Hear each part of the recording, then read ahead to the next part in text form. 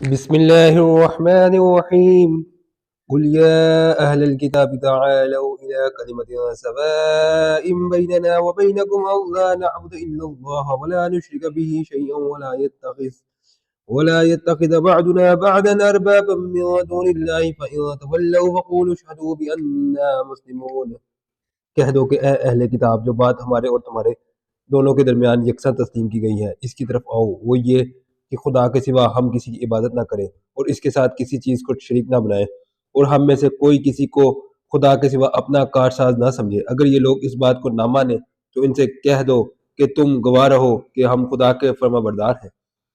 یا اہل الکتاب لم تحاجون فی ابراہیم وما انزلت التوراۃ والانجیل الا من بعده افلا تعقلون۔ اے اہل کتاب، تم ابراہیم کے بارے میں کیوں جھگڑتے ہو، حالانکہ تورات اور انجیل ان کے بعد اتری ہیں اور وہ پہلے ہو چکے ہیں، تو کیا تم عقل نہیں رکھتے؟ ہا انتم هؤلاء حاججتم فيما لكم به علم فلم تحاجون فيما ليس لكم به علم والله يعلم وانتم لا تعلمون۔ دیکھو، ایسی بات میں تو تم نے جھگڑا کیا ہی تھا جس کا تمہیں کچھ علم تھا بھی، مگر ایسی بات میں کیوں جھگڑتے ہو جس کا تمہیں کچھ بھی علم نہیں؟ وہ خدا جانتا ہے اور تم نہیں جانتے۔ ما كان إبراهيم يهوديا ولا نصرانيا ولكن كان حنيفا مسلما وما كان من المشركين۔ ابراہیم نہ تو یہودی تھے اور نہ عیسائی، بلکہ سب سے بے تعلق ہو کر ایک خدا کے ہو رہے تھے اور اسی کے فرما بردار تھے اور مشرکوں میں نہ تھے۔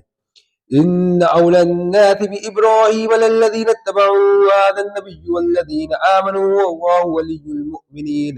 ابراہیم سے قرب رکھنے والے تو وہ لوگ ہیں جو ان کی پیروی کرتے ہیں، اور پیغمبر آخر الزماں اور وہ لوگ جو ایمان لائے ہیں، اور خدا مومنوں کا کارساز ہے۔ وَدَّت طَّائِفَةٌ مِّنْ أَهْلِ الْكِتَابِ لَوْ يُضِلُّونَكُمْ وَمَا يُضِلُّونَ إِلَّا أَنفُسَهُمْ وَمَا يَشْعُرُونَ۔ اے اہل اسلام، بعض اہل کتاب اس بات کی خواہش رکھتی ہیں کہ تم کو گمراہ کر دیں، مگر یہ تم کو کیا گمراہ کریں گے، اپنے آپ کو ہی گمراہ کر رہے ہیں اور نہیں جانتے۔ یا اہل الکتاب لم تکفرون بآیات اللہ وانتم تشہدون۔ اے اہل کتاب، تم خدا کی آیتوں سے کیوں انکار کرتے ہو اور تم تورات کو مانتے تو ہو۔ یا اہل الکتاب لم تلبسون الحق بالباطل وتکتمون الحق وانتم تعلمون۔ اے اہل کتاب، تم سچ کو جھوٹ کے ساتھ خلط ملط کیوں کرتے ہو اور حق کو کیوں چھپاتے ہو اور تم جانتے بھی ہو۔